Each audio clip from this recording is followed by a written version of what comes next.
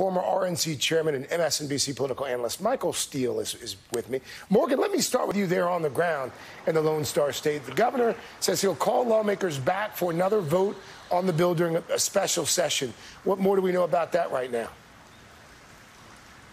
Yeah, Craig, good morning. Texas Governor Greg Abbott calling this a must-pass emergency item as it relates to what he calls keeping the integrity of the elections intact.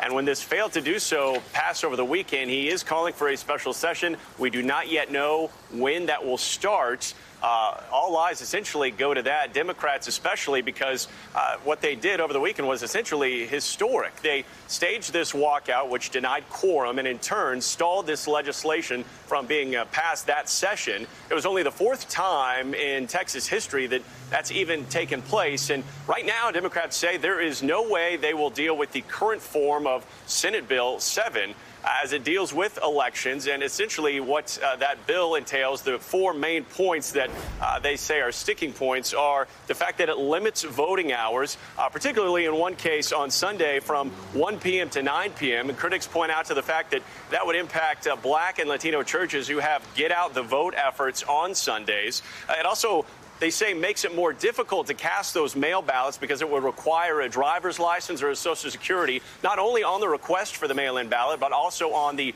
envelope as well. And then it would, they say, empower poll watchers because this would enable them to be even closer to the space where those votes are being counted. And then finally, it eliminates those 24-hour polling locations and those drive-through voting centers.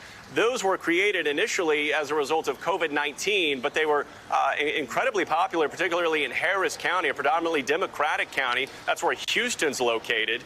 And as a result of that, it would do away with those measures there. And another key sticking point here, Craig, that Democrats point to is the fact that when it comes to the idea of fraudulent ballots, this bill would give election officials the power to call a new election if they found not that there were fraudulent ballots confirmed, but if the number of fraudulent ballots or number of ballots could have potentially played a role in impacting an election. So rather than going out and confirming this was a fraudulent ballot, if they find that it could have done so and impacted the election, it would then give them essentially the green light to redo an election. So as it stands right now, no word on when this special session will go into effect, but a lot of questions going forward with both sides really at an impasse. Yeah, Craig? So it would seem, Morgan Chesky. Mr. Steele, let me turn to you here. And again, if we should note, as we frequently do here, all of this coming despite the fact there continues to be no proof of any widespread voter fraud in Texas or anywhere else in this country. But let's just go back to what Morgan laid out in the bill, Michael Steele. Just one of the changes, limiting voting hours. On its face, how do you even find a reasonable explanation to justify cutting hours in which voters can cast a ballot? Well, there is no reasonable justification for it, particularly given since I know going back to my time as national chairman and even before with other former chairmen, that was something that we always saw as an opportunity, an advantage, if you will, in some areas, to have those hours available to get that vote turned out, particularly in close elections.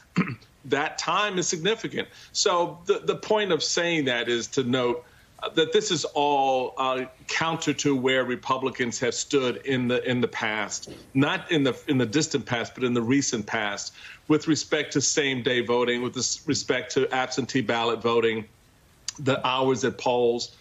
We have used these tools, if you will, to perpetuate our vote, to turn our vote out. What you're seeing now is a reaction to the voters turning against Republicans. And so in order to stem that tide, they think that they can just, okay, well, we're just going to cut out Sundays from 1 to 9. All right, fine. You don't think the churches are going to figure out a way to organize their vote that's just the same? You don't stop the organization of the vote just because you cut the hours. People will find a way. If they want to vote, they will find a way. But the goal here, as you know, is to discourage voting in Black and brown neighborhoods in particular, where the Republicans are losing a lot of ground. And I sense the skepticism, and you just alluded to something that I contended after the last election, especially down in Georgia. I got the sense, and I don't know if you did as well, that folks, a lot of folks, were galvanized by some of the suggested restrictions. It's like you tell your 6-year-old, don't do that, or you can't do that. Right. That's the first thing they want to do. That's the first thing they want to do. Exactly. Well, this is why it's so stupid, and it is so myopic, and it is driven by Donald Trump and Kevin McCarthy and Mitch McConnell and others who are out there perpetuating this narrative that somehow they're going to set the voting right in this country, meaning voters will vote the way they want them to. That's not how this works. So when you start restricting access to the ballot box, you've now given voters a reason to ask a question. Why are you doing that?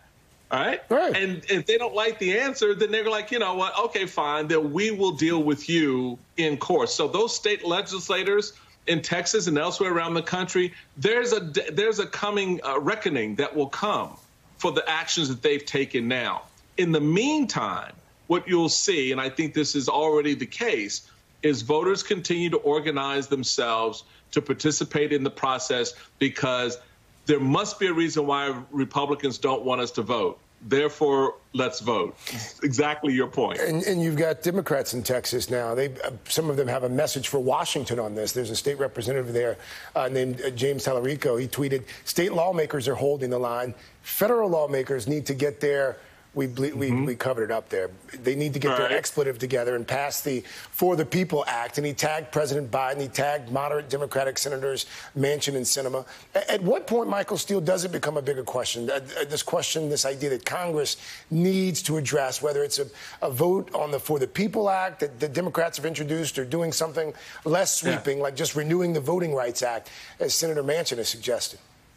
Craig, this is already a bigger issue. I mean, this is the federal government needs to understand what's happening at the state levels. 47 states have engaged in acts of voter supremacy through their legislative process, so voter suppression, rather.